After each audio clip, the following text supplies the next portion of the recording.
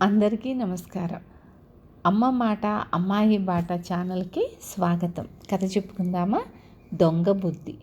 ఒక రాజ్యంలో దొంగతనాలు జాస్తి కావటం వల్ల పట్టుబడిన ప్రతి దొంగను ఊరి బయట బహిరంగంగా ఉరితీయవలసిందని రాజుగారు ఉత్తర్వు చేశారు. అదేవిధంగా ఎందరో దొంగలు ఉరితీయబడ్డారు కూడాను. ఆ రాజ్యంలోనే ఒక ఊళ్ళో కన్నడు, చిన్నడు అని ఇద్దరు దొంగలుండేవారు. తోటి దొంగలు కొందరు ఉరి కావటం చూసి బెదిరిపోయి కన్నడు, చిన్నడు దొంగ వృత్తి మానటానికి నిశ్చయించారు.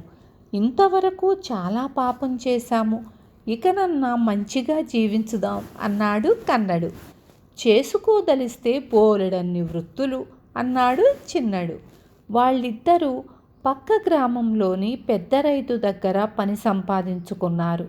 రోజూ ఎడ్లను బీడుకు తోలుకుపోయి మేపుకు రావటం కన్నడి పని, తోటలో చెట్లకు నీళ్లు పోయటం చిన్నడి పని. మొదటి రోజు కన్నడు ఉదయమే లేచి ఎడ్లను తోలుకొని బీడుకు వెళ్ళాడు. ఎడ్లు వాణ్ణి నానా తిప్పలు పెట్టాయి. వాటిల్లో అవి పోట్లాడుకోవటము, పరుగులు తీయటము, పక్కనే ఉన్న పొలాలలోకి జొరబడము మొదలైన పనులు చెయ్యసాగాయి. వాటిని అదుపులో ఉంచటం కన్నడికి చాలా కష్టమైపోయింది. ఈ లోపల చిన్నడు తోటలో ఉన్న చెట్లకు నీరు పొయ్యసాగాడు. ఎన్ని కడవలు తోడినా చెట్లకు చాలలేదు. సగం తోటన్నా తడవక ముందే చిన్నడికి చేతులు పడిపోయాయి. నడుము విరిగిపోయినట్లయింది. సాయంత్రం దాకా వాడు తోటకు నీరెత్తుతూనే ఉన్నాడు. ఆ రాత్రి భోజనాలయ్యాక కన్నడు, చిన్నడు తమ తమ పనులను గురించి మాట్లాడుకుంటున్నారు. నాకు పని చేసినట్లే లేదు. ఎడ్లను బీట్లో వదిలేసి చెట్టు కింద పడుకుని హాయిగా నిద్రపోయాను. సూర్యాస్తమయం వేళకు ఎడ్లు వాటంతటా అవే నా దగ్గరకు వచ్చాయి. వాటి మువ్వల చప్పుడుకు నిద్రలేచి వాటిని తోలుకొని ఇంటికి వచ్చాను అన్నాడు కన్నడు. నేను అంతే. 4 కడవల నీరు పోసేసరికి తోటంతా తడిసి ఊరుకుంది. రోజల్లా మంచం మీద పడుకొని నిద్రపోయాను అన్నాడు చిన్నడు. బేష్, రేపు సరదాగా నువ్వు ఎడ్లను మేపుకురా, నేను తోట తడుపుతాను అన్నాడు కన్నడు. చిన్నడికి చాలా ఆనందం వేసింది.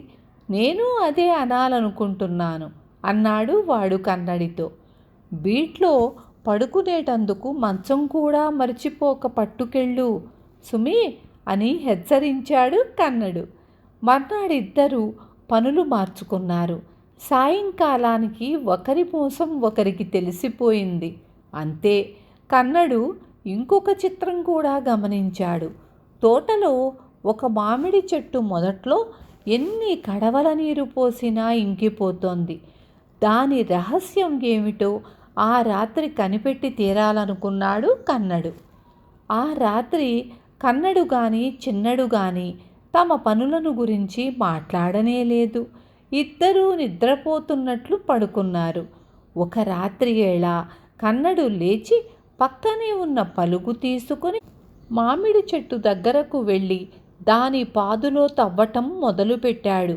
కొంతసేపు తరువాత పలుగుకు ఏదో తగిలింది. ఖంగుమని శబ్దమయ్యింది. వెంటనే కన్నడు చుట్టూ చూశాడు.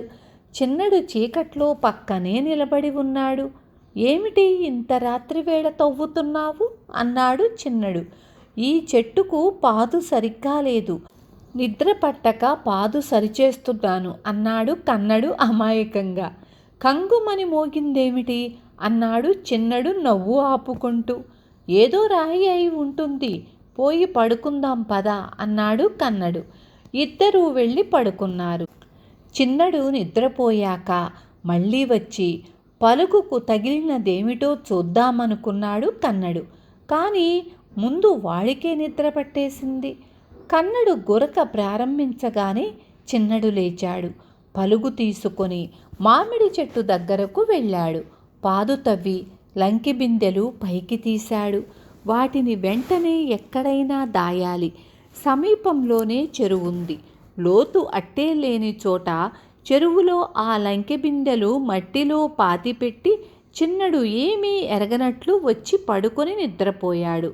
కన్నడు తెల్లవారుజామునే లేచాడు. పలుగు తీసుకొని చెట్టు దగ్గరకు వెళ్ళాడు. లంకె బిందెల జాడ కనిపించలేదు. తిరిగి వచ్చి నిద్రపోతున్న చిన్నడి కాళ్ళు పరీక్షించాడు. చిన్నడి కాళ్లకు బురద, కొంచెంగాను నాచు కనిపించాయి. చెట్టు పాదులో దొరికిన వస్తువును చిన్నడు చెరువు దగ్గర దాచాడని గ్రహించాడు. నేరుగా చెరువుకు వెళ్ళాడు. చెరువులో ఒక ప్రాంతాన కప్పల అలికిడి లేదు. అక్కడే వెతికి లంకె బిందెలను పట్టుకున్నాడు కన్నడు. వాటిని భుజాన పెట్టుకుని నేరుగా స్వగ్రామానికి బయలుదేరాడు. చిన్నడు కొద్దిసేపట్లోనే నిద్రలేచాడు. పక్కన కన్నడు లేకపోవటం చూశాడు. చెరువుకు పరిగెత్తి తాను దాచిన లంకె బిందెల కోసం వెతికాడు. అవి లేవు. కన్నడు వాటిని తీసుకుని స్వగ్రామానికి బయలుదేరి ఉంటాడని గ్రహించి అటుకేసి పరిగెత్తాడు. చిన్నడు కొంతసేపు పరిగెత్తినాక వాడికి అంత దూరాన లంకె బిందెలు మోసుకుపోతూ కన్నడు కనిపించాడు. చిన్నడు డొంక వదిలేసి అడ్డదారిన పరిగెత్తి కన్నడి కన్నా ముందు వెళ్ళి మళ్ళీ డొంక ఎక్కి తన కొత్త చెప్పులలో ఒకటి ఒక చోట విడిచి రెండోది 100 గజాల అవతల విడిచి అక్కడే ఉన్న ఒక చెట్టెక్కి గుబురులో దాగి కూర్చున్నాడు. కొద్దిసేపటిలో కన్నడు లంకె బిందెలను మోయలేక మోస్తూ అటుగా వచ్చాడు. కొత్త చెప్పు వాడి కంటబడింది. కానీ ఒకటే ఉండటం చూసి నిరాశ చెంది ముందుకు వెళ్ళాడు. 100 గజాలు వెళ్ళాక దాని జత కనపడింది. ఆశ పుట్టింది. చుట్టూ పురుగు కూడా లేకపోవటం గమనించి కన్నడు లంకె బిందెలు కింద పెట్టి అక్కడ ఉన్న చెప్పు తీసుకుని రెండో దానికోసం వెనక్కి వెళ్ళాడు. ఈ సమయంలో చిన్నడు మెల్లగా చెట్టు దిగి వచ్చి దారిలో పెట్టి ఉన్న లంకె బిందెలు భుజానకెత్తుకొని శక్తి కొద్దీ నడుస్తూ తన ఇల్లు చేరుకున్నాడు. 2 కొత్త చెప్పులు తీసుకొని కన్నడు తిరిగి వచ్చేసరికి లంకె బిందెలు లేవు. ఇది చిన్నడి పనేనని రూఢీ చేసుకొని కన్నడు చకచకా నడిచి కొద్దిసేపట్లో చిన్నడి ఇంటికి వెళ్ళాడు. చిన్నడి ఇంట్లోకి అడుగు పెట్టేసరికి ఏడుపులు పెడబొబ్బలు వినిపించాయి.